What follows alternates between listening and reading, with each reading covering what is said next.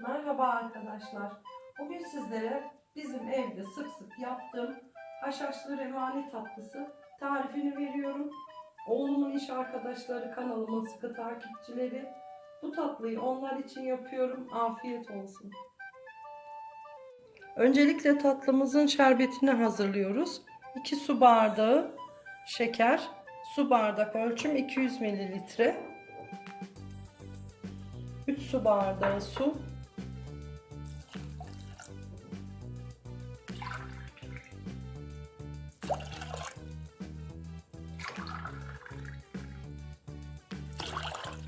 Altını açıyoruz, kaynamaya bırakıyoruz. Kaynadıktan sonra sadece 5 dakika kaynaması yeter. Şekerimiz 4-5 dakikadır kaynıyor. Artık altını kapatabiliriz.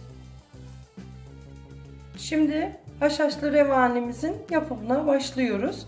Öncelikle 3 tane yumurta kırdım. 3 tane yumurtayı 1 su bardağı şeker ile çırpacağız.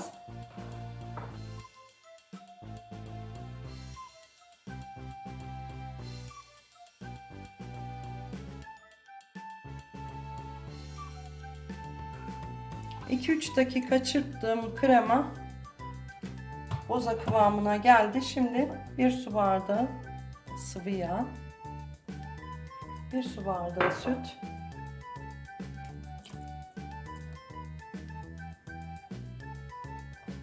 şöyle bir çırpalım. Şimdi diğer malzemelerimizi ekleyelim. Yarım su bardağından çok az fazla mavi haşhaş, 1 su bardağı irmik, 1 su bardağı un. Gördüğünüz gibi yapımı çok kolay ama muhteşem bir tatlı oluyor. Mutlaka deneyin. Bir tane kabartma tozu, bir tane de vanilya. Şimdi tekrar bunları biraz çırpalım. 1 dakika kadar çırptım.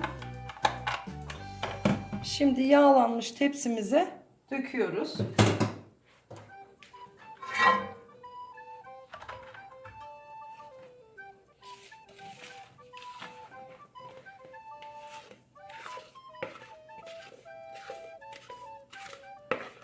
Karışımımızı tepsiye aldık. Şöyle bir sallayalım.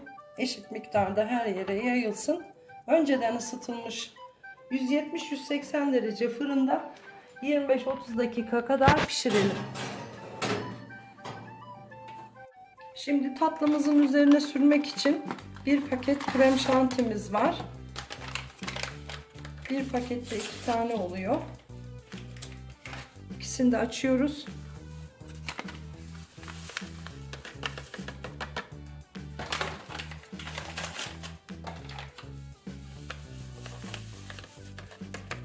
Üzerinde yazıldığı gibi 2 paket 2 bardak da süt ilave ediyoruz ve çırpıyoruz.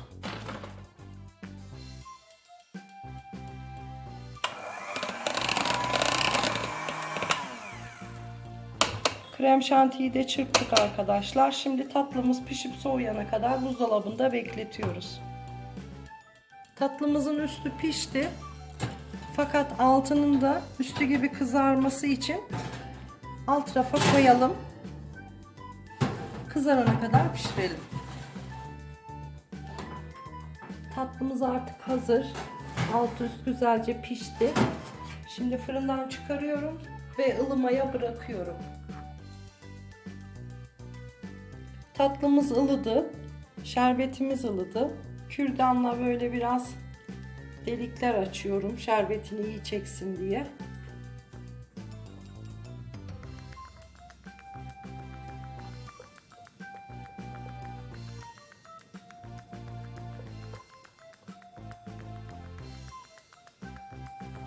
Şimdi de soğuyan şerbetimizi üzerine eşit bir şekilde gezdiriyoruz.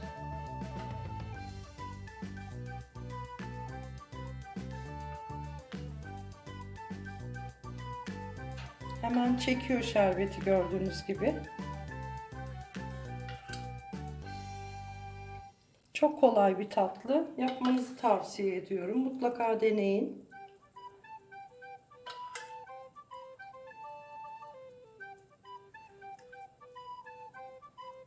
Tatlımızın son aşaması.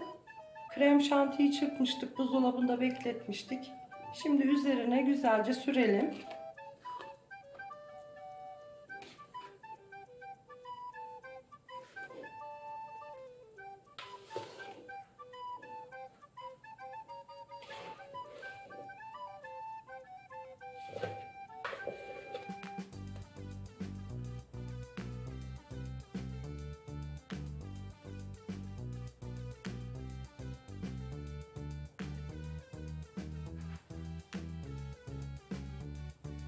Kremamızı güzelce eşit bir şekilde üzerine yaydık. Şimdi düzeltiyoruz. Şimdi krem şantimizi de sürdük arkadaşlar. 1-2 saat buzdolabında beklettik. Şimdi dilimleyip servise hazırlayabiliriz. İstediğiniz büyüklükte kesebilirsiniz tatlınızı.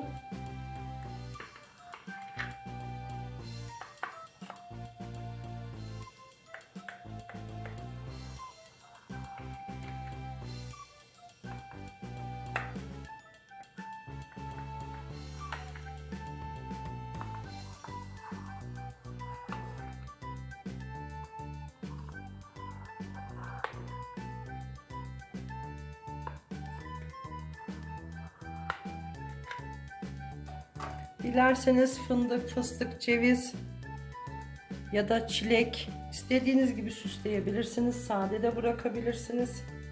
İsteğinize bağlı. Tatlımız servise hazır arkadaşlar. Umarım beğenmişsinizdir. Kanalıma abone olup beğenilerinizi unutmayın. Sağlıkla kalın, hoşça kalın.